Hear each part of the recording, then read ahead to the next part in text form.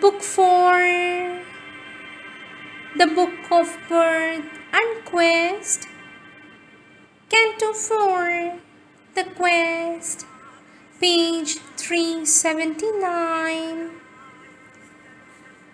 At first her path ran far through peopled tracks, admitted to the lion eye of states and theatres of the loud act of man.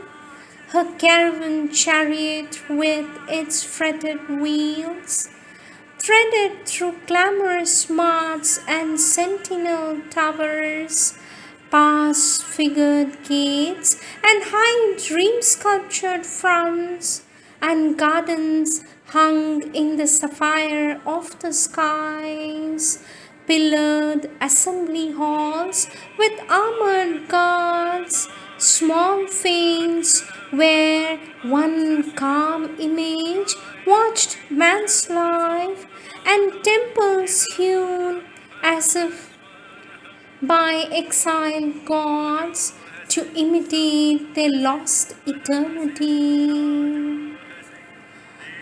Often from gilded dusk to argent dawn, where jewel lamps flickered on frescoed walls, and the stone lattice stared at moonlight boughs, half conscious of the tardy listening night.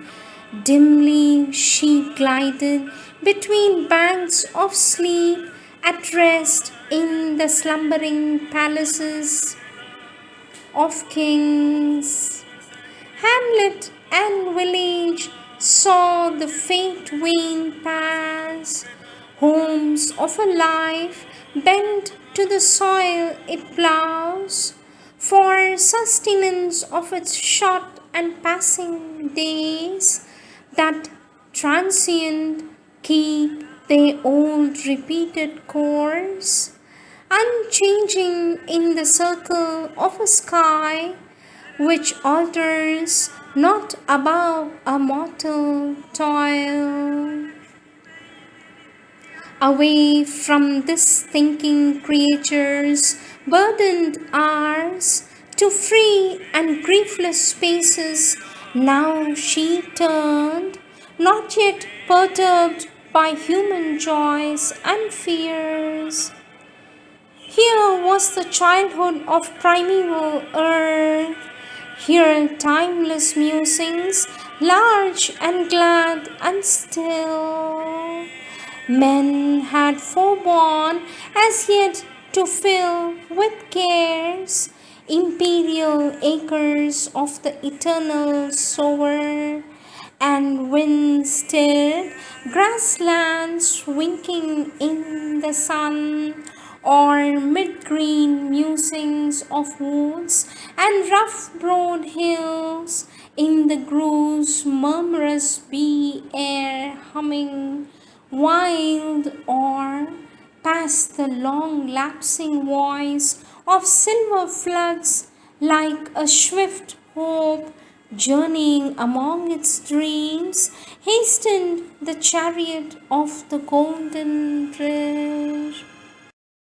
Out of the world's immense unhuman past, track memories and ageless remnants came, domains of light, enfeed to antic calm, listen to the unaccustomed sound of hues, and large, immune, entangled silences absorbed her into emerald secrecy, and slow hushed wizard nets of fiery bloom environed with their colored snare her wheels. The strong importunate feet of time fell soft along these lonely ways, his titan face forgotten, and his stark and ruinous rounds.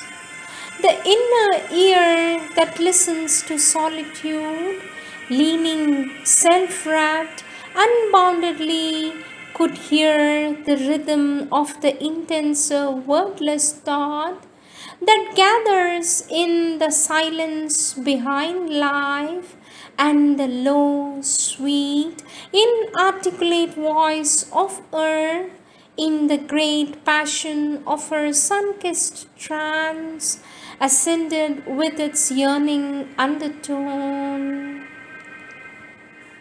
Afar from the brute noise of clamorous needs, the quieted, all-seeking mind could feel at rest from its blind outwardness of will, the unweird clasp of her mute, patient love, and know for a soul the mother of our forms. This spirit stumbling in the fields of sense, this creature bruised in the motor of the days, could find in her broad spaces of release. Not yet was a world all occupied by care. The bosom of our mother kept for us still her austere regions and her musing depths, her impersonal reaches, lonely and inspired, and the mightinesses of her rapture haunts. Muse-lit, she nursed her simple mysteries and guarded for her pure-eyed sacraments the valley clefts between her breasts of joy, her mountain altars for the fires of dawn, and nuptial beaches where the ocean couched and the huge chanting of her prophet wounds.